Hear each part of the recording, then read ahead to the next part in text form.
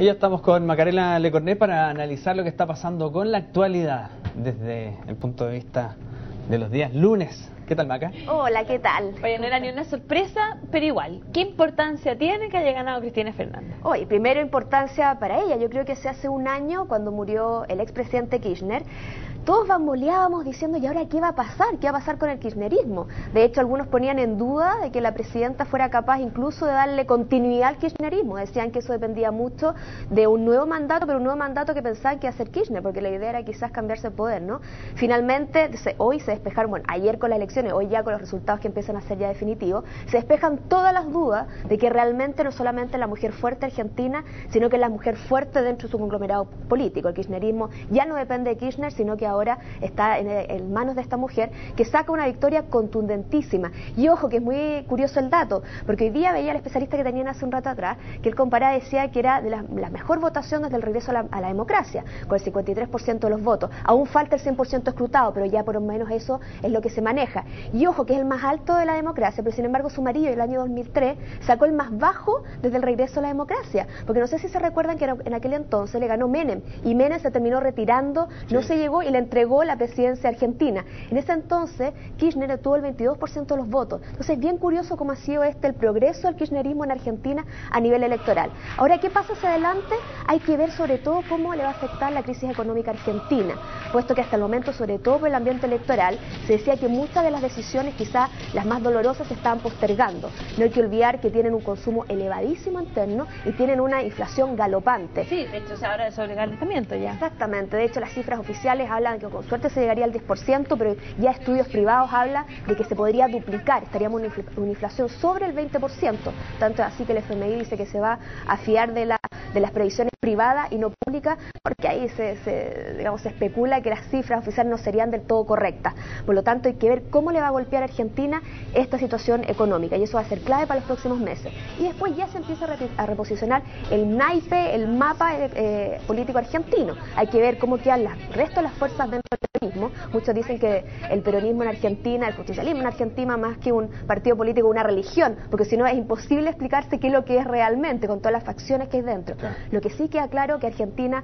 se ha escarado completamente a la izquierda. De hecho, la segunda fuerza política es un socialdemócrata, es Hermes Wiener, que tuvo un porcentaje electoral bastante importante para su grupo, y eso da cuenta un poco quizás de una posible renovación o de nuevos bríos dentro de la política argentina de aquí a 4 años más, cuando sea el 2015 las nuevas elecciones. El éxito de un modelo que está basado en el gasto público, y en Chile se solicita más gasto público de parte de los movimientos de indignados que, entre otras cosas, la semana pasada se tomaron el Congreso en una escena que tiene coletazos esta semana, ¿no? Absolutamente, esta semana vamos a seguir viendo cómo se ve. Primero, vamos a ver si siguen las tratativas para intentar la censura al presidente del Senado. La Democracia Cristiana este fin de semana ya dijo que al parecer no va a entregar sus votos, aunque no todos los senadores lo han dicho, y hay algunas especulaciones que dicen que algún senador demócrata cristiano podría desmarcarse. Esa votación va a ser la próxima semana, el 2 de noviembre. Pero entre tanto también la Democracia Cristiana ha pedido que se inicien acciones legales contra los responsables de haber interrumpido esa sesión de la subcomisión mixta del presupuesto, que por lo demás hoy día va a volver a sesionar para de cierta manera concluir esa sesión que no se pudo hacer. Y ya se ha adelantado que va a ser una sesión de mucha fricción, ya que la oposición, que tiene la mayoría, le ha dicho que no va a dar sus votos para el presupuesto, sobre todo para los acápites que tienen que ver con la educación superior. Oye, y en los estudiantes, ¿qué pasa? Porque esta semana hay elecciones en las FEUC, ¿no? Sí, hay elecciones en la FEUC. Mira cómo ha cambiado el panorama de la agenda, que ahora estamos preocupados de una elección en la FEUC que quizá hace un año atrás habría sido un breve en algún diario. Eso nos demuestra cómo está cambiando esto.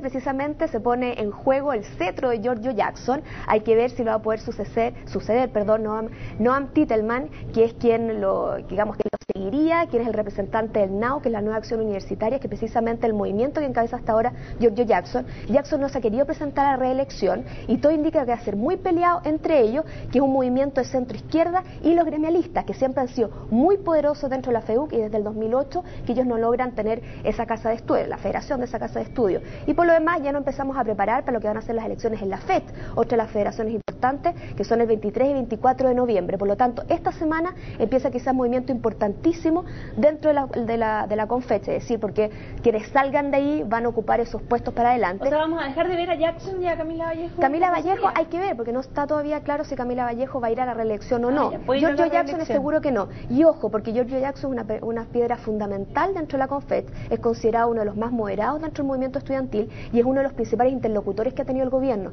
Por lo tanto, no es menor que lo suceda y ver también qué rol él puede adquirir hacia el futuro. Porque, ¿para qué estamos con cosas? Es una pieza absolutamente deseable para muchos partidos políticos, es un chiquillo con un discurso político bastante articulado y con ideas bastante claras dentro de su posición. Por lo tanto, es un dulce político y cualquier con una partido popularidad enorme, que no tienen ni la mitad de los diputados enorme, en este minuto. Enorme, es decir, ha llevado adelante la FEU, que es una, tradicionalmente, bueno, no tradicionalmente, en 2008 es del NAO, pero antes también estaba muy vinculada a sectores más bien conservadores dentro del gremialismo y ha logrado que, por ejemplo, muchas federaciones, o sea, muchas facultades dentro paralicen sus estudios y eso no es menor. Por lo tanto, lo que ha hecho Giorgio Jackson hay que ver si va a tener algún tipo de continuidad dentro de la FEU que salga esta semana. ¿Qué pasa esta semana con el divorcio entre el Ministerio de Justicia y los magistrados después de declaraciones del ministro?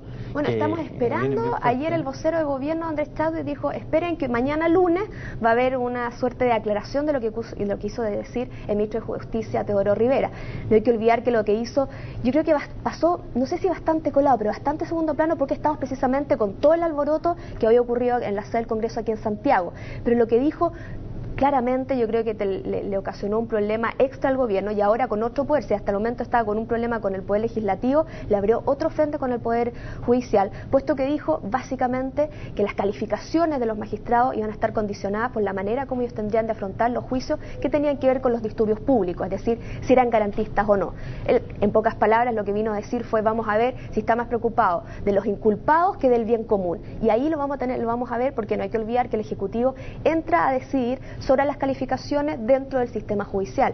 Por lo tanto, lo que para muchos fue una intromisión inaceptable dentro del Poder Judicial, claro, bueno, eso le causó, por supuesto, un roce con el Poder Judicial. De hecho, Milton Huica ya salió a decir que era inaceptable, la Asociación de Magistrados también. Por lo tanto, ayer el vocero de gobierno dijo que hoy día Teodoro Rivera iba a salir a aclarar sus dichos y decir que en ningún caso las decisiones judiciales de los magistrados iban a intervenir en las calificaciones posteriores, el momento que haya que decidir si son promovidos a la Corte de Apelaciones o a la Corte Suprema. El tema, los magistrados, la Asociación de Magistrados habló de política criminalista del gobierno, entonces claro, puede haber dos una ola concepciones distintas. Claro, y además que también hay que entender que al momento de procesar o no, o decidir o no, que contra quién se sigue juicio, también ahí interviene el fiscal, es decir, también hay una concepción del Ministerio Público por medio, no solamente los jueces. Tampoco está muy amigo el gobierno. Por eso, o sea, también entran muchos factores para decir finalmente si se encausa o no se encausa a algunos detenidos. Hay una cifra que dio, por ejemplo, el ministro Chadwick la semana pasada, que 2.700 detenidos en los últimos 6 meses,